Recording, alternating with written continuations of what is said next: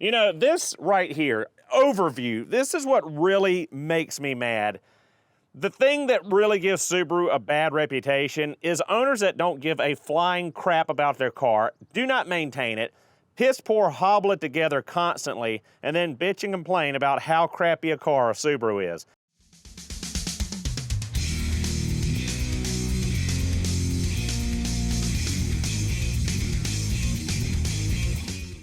So guys, today we are back with the $1,000 mistake, the 2009 Outback with the salvage yard engine and the messed up transmission. We don't know exactly what's wrong with it.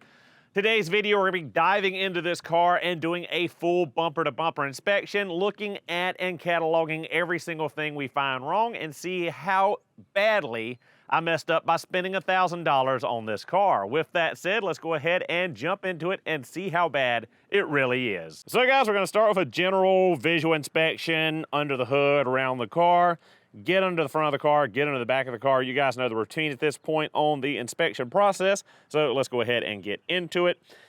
As I said, possibly in the last video, I can't remember exactly what I talked about and what I didn't. It looks like the people that installed this clearly salvage junkyard engine in here knew that the head gasket's going to be a problem because there is sparkly head gasket stop leak all around the radiator neck and inside of the cooling system.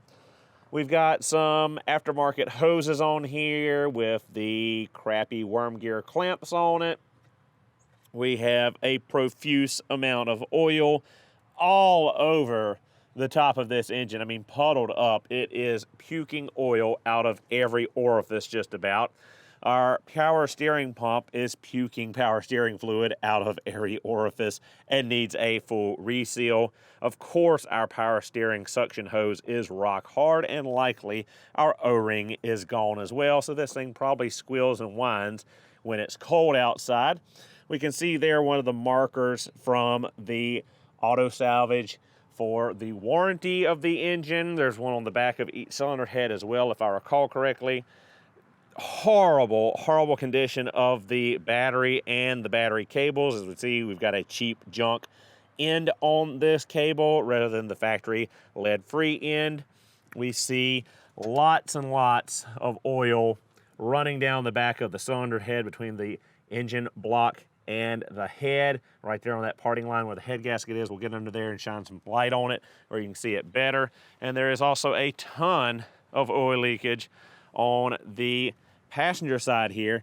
And we can see the caliber of the repairs done and the work done with the fact that that cam plug, that rear cam plug, is one, not installed to the proper depth, and two, is completely slathered in RTV. So just horrible. Look at all that oil. Look at all that grease also that slung off of a previously burst CV axle boot.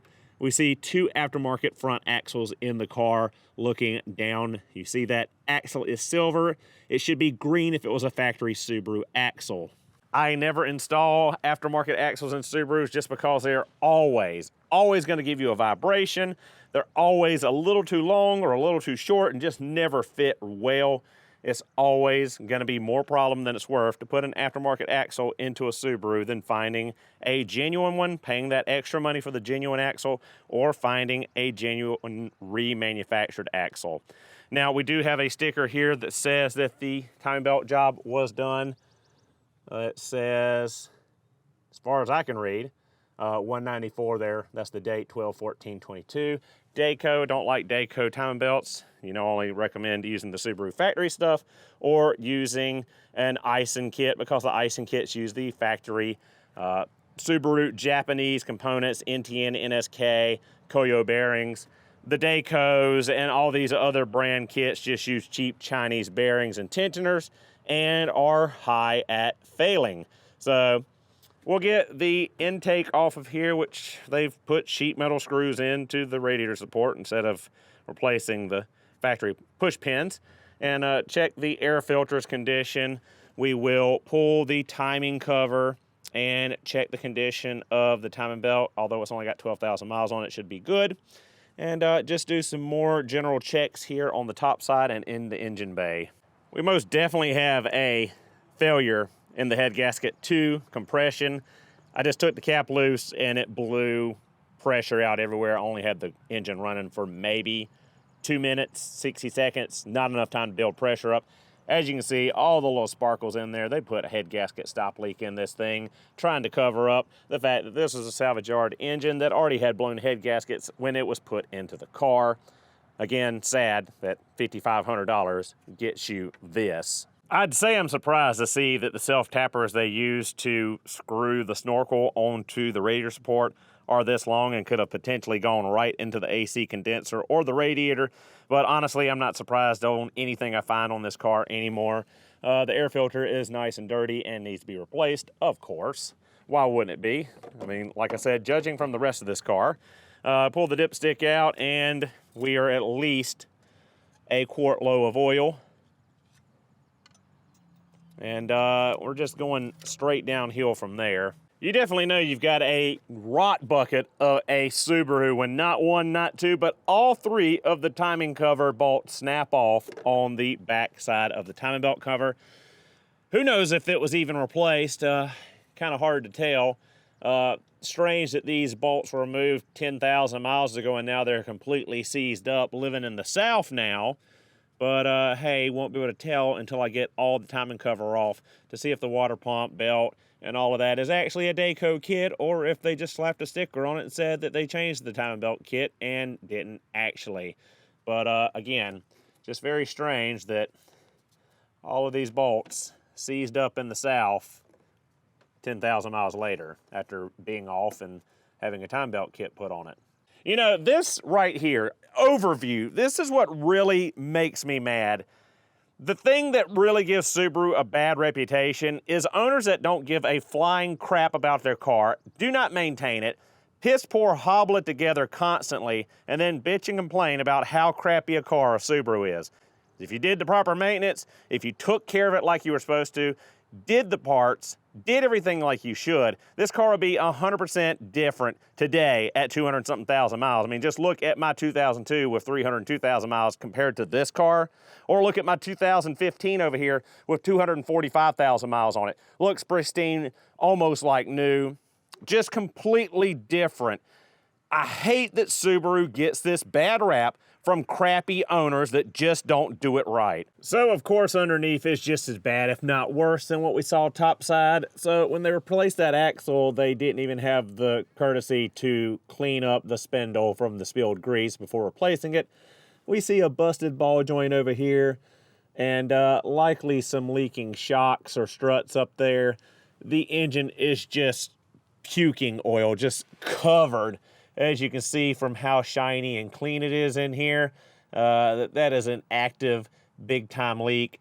It is just everywhere. The hilarity of seeing leak tested on the oil filter there as it's dripping oil. Of course, not from the filter itself, but from the head gaskets. It is just really, really bad under here. Lots and lots of leakage all over the cross member, all over the steering rack. Just profusely puking oil out everywhere. And we got a giant rattle from our heat shields because they're rotten. And, you know, just a horrible, crappy engine was put in this car for $5,500. Let's see if I can give you a better look at all those oil leaks between the head and the block. See how clean that is and shiny? That is an active, massive leak. If it was just seeping, it'd be dirty, but it wouldn't be shiny like that, and there wouldn't be all these clean areas, and it would be glistening wet. It is just horrible. Profuse leakage of oil. You really don't have to change your oil on this thing. You probably burn a quart or leak a quart of oil every couple hundred miles. It is just really, really bad. We're going to get underneath and check the transmission mount because I have a sneaking suspicion that our transmission issue might be a busted transmission mount just from the little bit of goofiness that it does. Just driving, putting it in gear, you feel a weird hop on takeoff. Might be a busted transmission mount. Yeah, I mean, whoever replaced this axle and left everything this disgusting in here, I mean, that's just sloppy laziness, unacceptable to replace that axle and leave everything just that caked up in axle grease and filth. I mean, geez, come on now. And we look over here at our control arm bushings and they are absolutely shot, no good, destroyed, of course. So we'll do a quick little walk around. Overall, the body's in pretty good shape. There is a little bit of clear coat peeling on the rear spoiler, but we've got, I believe, a set of mismatched tires on this car. And looking back, yeah, I do think we have mismatched tires. Headlights are crusted up, of course, but to be, you know, expected with a 2009. Looks like that is a matching set for the fronts. No real dents, dings, anything. Like I said, the body's in really good shape. Yeah, I think the rears are a different brand. I don't even know what brand these are. Some El Cheapo tires. Like I said, we got a little bit of blistering on the spoiler and on the back of the gate. But yeah, other than that, the body is pretty clean and paint's pretty good on it. Inside, we've got the wrong floor mats, recipe for disaster. This is a set of 2015 to 19 floor mats and an 09. Does not fit, as you see, all crinkled up and a dangerous hazard. Seats are pretty much what you expect out of a 05 to 09, and the cloth. Center console, of course, is janked up and broken. Nothing really going on there. For some reason, this thing has started splitting, and looks like there's some money in there. I might recoup a little bit of my income off of that, or a little bit of the money I paid on this thing. Disgustingness. More disgustingness. And, of course, we've got the disgusting sticky dash. Don't even want to touch it. It is just glistening with the stickiness, so apparently they missed the recall where they could have got the free dashboard. Other than that, the interior is pretty nice. We got an all-weather floor mat and a cargo net, and we're missing our cargo cover, of course. I don't know why everyone loses their cargo covers and their Crosstrek and Outback, but it's missing. Looks like this door handle is broken. Oh, the door should be unlocked. Maybe it wasn't. Nope, I have had legacies. 05 to 09, they're bad about breaking the door handles. Outside, the plastic breaks off from the rod that opens up the latch. Again, the wrong floor mats in the back here. Pretty clean on the interior for the cloth interior. Held up pretty well, but I'm not a cloth interior fan. But overall, cosmetics, it's not too terrible. It's the mechanicals that's the nightmare. All right, guys, so underneath we've got a pretty good rear diff leak here. The whole rear cover is covered. Our diff bushings are pretty shot. We got the exhaust hanging on by a rusty thread. Lots of rust on our control arms, lateral links, etc. All of our bushings have seen better days. Other than that, I did check the transmission mount. It was extra squishy, a lot of movement in it, but it had not torn through. So likely not the cause of our transmission anomaly. We will go ahead and hook the scan tool up and do a code scan, even though there's no check engine light. Nothing is active right now. But yeah, a lot of rust, a lot of cancer starting in this thing. Looking extra gross under here. All right, so even though there was no active check engine light on, I want to go ahead and do a scan, see if anything's lurking in the background, see if the codes have been cleared or if our monitors are set, just to see what we're working with here. If there's any insight into the transmission issue or anything else that we might not know of. I'm kind of surprised there's no evap issue on this car and that there's no PO420, which I'm sure it's got one. It's just probably sporadic. So we'll go ahead and do system scan and see what's going on. I really love that new high scan or high speed scan functionality they put into the Top Gun. Really, really fast and helps out. So it looks like we don't have any OBD codes, don't have any ECM codes. We have anything in the transmission control module? Nope. Looks like everything's coming up as good, but we'll go through the individual systems after it's done scanning. Oh, we got an ABS code.